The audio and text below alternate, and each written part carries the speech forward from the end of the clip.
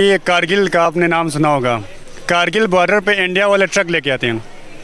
India वाले Kargil border पे truck लेके आते हैं, पाकिस्तानी फौज गदा गाड़ी पे जाते हैं। ये तरक्की हो गया गिलगित बल्तिस्तान में कि इंडिया के कश्मीर के अंदर। आप क्या यूनिवर्सिटी की और उसकी बात करते हैं। कल हमारे प्राइम मिनिस्टर शहबाज शरीफ साहब आटे के थैले तकसीम कर रहे थे और इंडिया में मोदी साहब मेरे ख्याल में किसी रॉकेट का स्पेस में 37 या 36 कामयाब तजर्बा वो कर रहे थे। 36 सैटेलाइट्स भेजी उन्होंने खला में। अगर जिस तरह की सिचुएशन आप देखेंगे, आधा जो बल्तिस्तान है वो इंडिया के पास है, आधा जो है वो गिलगित के पास है, पाकिस्तान के पास है। अगर दूसरी तरफ आप बल्तिस्तान की तरफ नज़र घुमाते हैं तो वहाँ पर डेवलपमेंट कुछ नज़र आती है जो इंडिया के पास है, या उधर तरक्की याफ्ता चाहिए काम हो रहे हैं या नहीं हो रहे, क्या कहना चाहिए? यही ना, हमारे जो बेसिकली मैं हूँ खपलू से हैं। खपलू में 1971 की 3 गाँव इंडिया में चला गया ना, उसके उधर हमारे रिश्तेदार वगैरह अभी भी उधर है, फ़ोन पे अभी बात होते हैं ना, तो उधर। क्या आप बताइएगा कि एज आ पाकिस्तानी क्या हम कश्मीरी को उनके राइट्स दे? लोग वहाँ पे बड़ी वो लो लाइफ गुजार रहे हैं, इस तरह का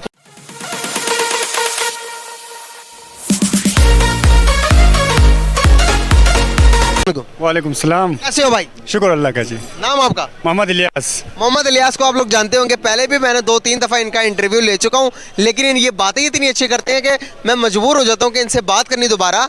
तो मैं इनसे बहुत ही सेंसिटिव टॉपिक के ऊपर बात करूँगा। ये भी गिलगित बल्तिस्तान से हैं, बेसिकली ये बल्ती हैं, तो मैं इनसे कश्मीर के रिलेटेड टॉपिक के ऊपर बात करने जा रहा हूँ।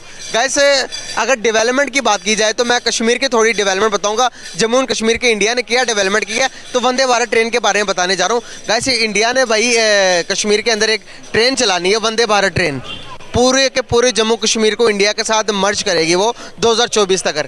क्या कहना चाहेंगे हमारे तरक्की याफ्ता मुल्क के बारे में? थोड़ा बताएं कि गिलगित बल्तिस्तान के अंदर कितनी तरक्की याफ्ता, मतलब कितनी तरक्की करवा रहा है, कितनी कंस्ट्रक्शन के काम करवा रहा, पाकिस्तान कुछ करवा रहा है या नहीं करवा रहा? गिलगित बल्तिस्तान में तो अभी आप शायद गया नहीं ना। अभी कारगिल का आपने नाम सुना होगा। कारगिल बॉर्डर पे इंडिया वाले ट्रक लेके आते हैं। इंडिया वाले कारगिल बॉर्डर पे ट्रक लेके आते हैं, पाकिस्तानी फौज गदा गाड़ी पे जाते हैं। ये तरक्की हो गया गिलगित बल्तिस्तान में, कारगिल में। मतलब क्या कहना चाह रहे हैं, वहाँ से जो इंडिया की फौज जो आती है वो कंटेनर्स में आती है? कंटेनर्स आते हैं। ओह, तो हमारे गदा गाड़ी में जाती है? हमारे गधे जाते हैं। आप गधों के ऊपर सामान लेके जाते हैं? गधों के ऊपर सामान लेके जाते हैं, बाकी आर्मी वाले पैदल जाते हैं कारगिल में। बाकी सियाचिन की तो बात ही नहीं, वहाँ पे तो ग्लेशियर है, उधर तो हमारा मुमकिन ही नहीं है रोड बनना। तो इंडिया ने बनाया वहाँ रोड? उधर इंडिया का रोड मुमकिन ही नहीं है, वो हाल ही से सामान लेते हैं। हमारे लिए मुमकिन है, लेकिन हमारे पास इतना पैसा तो है, वसाइल भी है, लेकिन हुक्मरान नहीं है, मुखलिस लीडर नहीं है।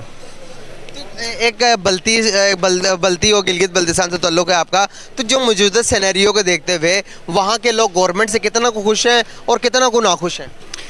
नहीं, अभी जो मौजूदा जो पीडीएम वाले हैं ना, उन्होंने जीबी के लिए पूरा फंड बंद कर दिया है। अब देखो, यहाँ पे टैक्स जमा करते हैं, दुनिया के पैसे आते हैं, उधर तो टैक्स का कोई निज़ाम है नहीं है। एक तो वो मुतनाज़ा इलाका है, सिर्फ आते हैं सरकार को बिजली का बिल। अब बिजली के बिल पे वो किस तरह आवाम को चलाएगा, किस तरह मुलाजिम को तनख्वाह देगा? वफा से तो फंड बंद हो गया। इमरान खान ने बोला था 45 अरब का बजट में से पैसा देना था जीबी को, इस हुकूमत ने दिया 11 अरब। अब 11 अरब में 8 डिस्ट्रिक्ट क्या करेगा? क्या करेंगे? बिल्कुल सही, आटे में नमक के बराबर भी नहीं है पैसा।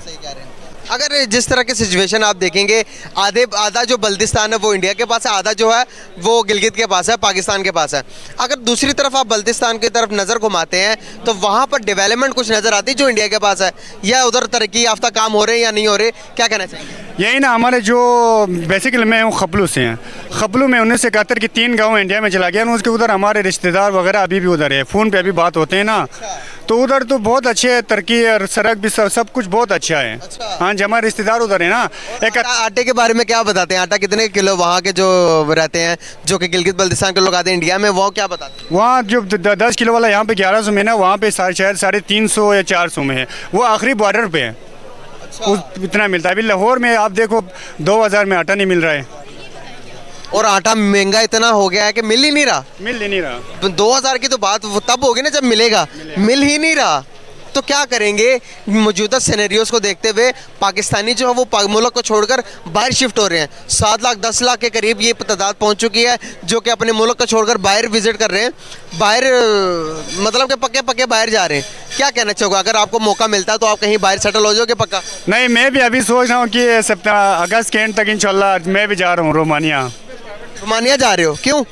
यही ना, पाकिस्तान में अभी इधर आपको पता है 1 साल से काम कर रहा हूँ, इतना महंगाई हुआ है, कारोबार बंद करके जा रहा हूँ मैं भी। वालेकुम सलाम जी। कैसे हो भाई? शुक्र अल्लाह का, आप बताएं। अल्हम्दुलिल्लाह मैं भी ठीक। नाम आपका?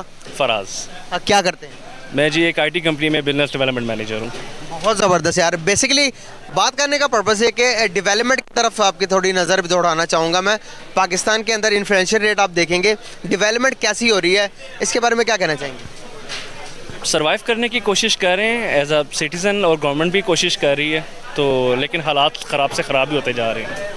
ये इन्फ्लेशन इतनी बढ़ क्यों गई है? आप देखते हैं कि टैक्स मैं भी दे रहा हूँ, आप भी दे रहे हैं, कर्ज पे कर्ज हम लेते जा रहे हैं। क्या कर्ज इसकी वजह जो बाहर से हम उधार पैसे लेते हैं, बिलियन ऑफ डॉलर्स लेने के, $1 बिलियन लेने के लिए हम हर एक शराइत मानने के लिए तैयार हैं IMF के? वाई? पॉलिटिकल स्टेबिलिटी नहीं है पाकिस्तान में। सियासत का वो सर्कस चल रहा है, कभी 2 साल उसने लगाए, 2 साल उसने लगाए। अगर कोई सही तरह टाइम लगाने लगता है तो अब क्या ज़रूरत थी इमरान खान को निकालने की? आज अगर उसको ना निकालते तो पाकिस्तान के हालात कोई आइडियल ना होते, लेकिन स्टिल वो एक अपना टेन्योर पूरा करता, तो अभी जो हुकूमत की ज़लालत हो रही है वो सारा उस पर ब्लेम आता। लेकिन अब आप ये देखें कि सिर्फ पावर की उस ग्रीड की वजह से कि कुर्सी छीनने की हंगर जो है हमारे अंदर, एक बंदे को हटाया और एंड में सब कुछ स्कैटर्ड हो गया। सही कह रहे हैं हम। तो अभी जिस तरह के सिनेरियोस हम देख रहे हैं कि मुल्क के अंदर, अगर आप बात करेंगे, एलीट क्लास की बात नहीं कर रहा, मिडिल क्लास लोगों के लिए ही सर्वाइव करना बहुत डिफ़िकल्ट हो गया। यहाँ से पाकिस्तानी 7 लाख पिछले साल की रिपोर्ट है कि 7 लाख से ज़ायद पाकिस्तानी पाकिस्तान को छोड़कर माइग्रेट कर चुके हैं। क्या समझते हैं आपके क्या सिनेरियोस हैं, कि कैसा गुजारा हो रहा? आप पर्सनल अपने बताइएगा कि आप भी कहीं ये तो नहीं सोच रहे कि बाहर जा कहीं सेटल होऊंगा या इस तरह कुछ करने का कोई इरादा हो? नहीं, बाहर जाना, मेरे काफ़ी रिलेटिव्स बाहर हैं, बाहर की ज़िंदगी भी कोई आइडियल नहीं है। पाकिस्तान के बहुत सी नेमतें हैं हमारे पास, कंफर्ट जोन है, बहुत अपना मुल्क अपना होता है, लेकिन रहने के हालात नहीं हैं, आइडियल नहीं है। लेकिन मैं अपने दिल से पूछूं, मैं नहीं जाना चाहता, लेकिन मैं अपने दिमाग से पूछूं तो मुझे कल मौका मिले मैं निकल जाऊँ, तो ये वाला सीन है। अगर हम अपने हमसायों को देखें, हम अब अफ़गानिस्तान को देखें, आज उनकी करेंसी हमसे ज़्यादा स्ट्रॉन्ग है। बांग्लादेश की देखें तो हम कहते थे कि टके के लोग हमसे अलग होकर 2 दिन नहीं चलेंगे, आज उन्होंने देखे कितनी अच्छी सर्वाइव कर लिया। आप उनका टका देखेंगे हमारे 3 रुपये के बराबर है। कैसे वो स्ट्रॉन्ग हो गए? हम क्यों नहीं अपने आप को इतना स्टेबल कर पाए अभी तक कि हम भी दुनिया को बता सके कि भाई हम भी कुछ हैं?